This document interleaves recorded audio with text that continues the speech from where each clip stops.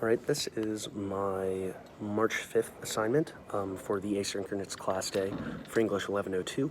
This is me going over the poem that I read along with the two podcasts that I listened to.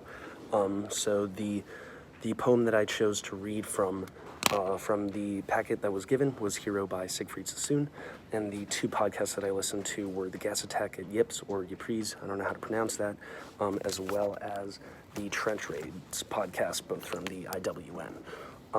So the poem, like I said, Siegfried Sassoon, the main talking point of that was the juxtaposition, really, between the mother who was reading the death note of her son, talking about how she died, or he died valiantly in an effort to save the country, to provide freedom for them, and living a brave, heroic death.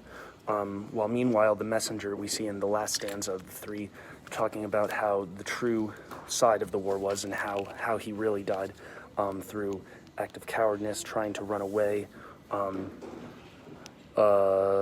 getting blown to bits in the end is the direct quote that they use. This was the true communication of the sense of war, along with talking about the misinterpretation of it past the battlefield. Like I said, the tone that strikes it is also very different between the three stanzas. The first two stanzas are the mother's recollection. That was more somber, more, I guess a sense of serenity was also a good word to describe it.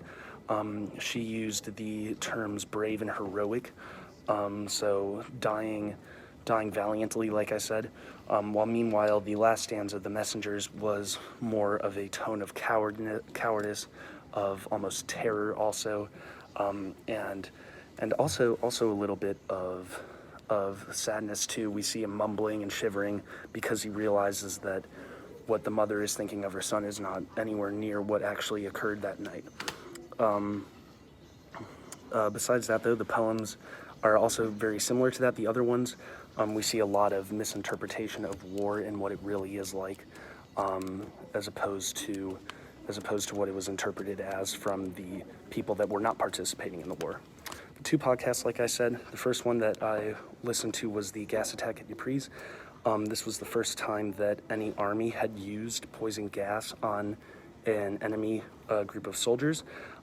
We see, because of this, also a message of cowardice. We see one of the first recollections was just seeing a giant cloud of yellow from an aerial sky, and hundreds and thousands of soldiers, or not hundreds of thousands, but hundreds or thousands of soldiers running frantically away from the battlefield, screaming, collapsing onto the ground, and just almost kind of a gory aspect to it. And that's also what the podcast added to.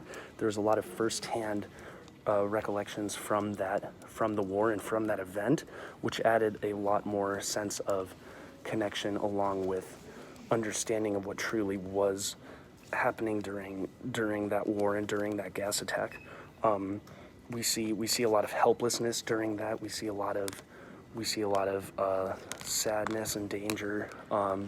Screaming and crying was one of the main messages that I kind of got from it. The helplessness aspect we can notice with a lot of wrongful solutions to these gas attacks. We notice people trying to hold Vaseline in their throats to absorb the poison, or drinking water, both of which are unhelpful methods to counteracting that. But these guys really didn't, or these soldiers didn't really know how to correctly combat this because this was new, so created a sense of helplessness. A sense of, also the other theme or tone that I mentioned was screaming or running, and just terror and gore. That's another one that was very, very vivid during these podcasts, and was definitely compounded by the fact that this was through voice, so you could almost hear the people from over 100 years ago experiencing this terrible attack and hearing their voices from it. I think this podcast was comparable to Hero because it shows, from the messenger's point of view, how really useless and helpless these soldiers were, and how little they could do to deal with a situation like this, and how differently interpreted this was as opposed to back in England. The next podcast I read, were the Trench Raids. This one was directly, or could be directly, compared to the poem, and that's because the hero in Sassoon's poem was mentioned to have been blown up in the trench raid, and these ones talk about how these people would raid trenches and how they would die in these situations. We see people with very minimal armor and very minimal experience running into trenches and enemy lines and just shooting whoever they could, killing whoever they could, and taking back a hostage. Regardless, a lot of disregard for human life, a lot of just I guess barbaric barbarism, if I could pronounce that correctly. I can't really right now. Basically just a lot of inhumane acts that occurred during that time, and I guess that was accepted back in that age, but certainly wouldn't be accepted now. These oral histories definitely, like I said, resonated with the poem. A lot more, I guess more human, as I could say, was the first one, or the podcasts. That being said, though, the poem also had a little bit of that aspect too. And then finally, though, questions or ideas that I left with. One of the questions that I had, I kind of touched on this about a minute ago, was if people were to participate in these wars in this time period, would there still be the sense of like country pride and willingness to fight in these gory wars, in these battles that involved trench raids and involved gas attacks? I know that war has gotten a lot more technological these days, a lot less human involved, but would we still see people willing to do that?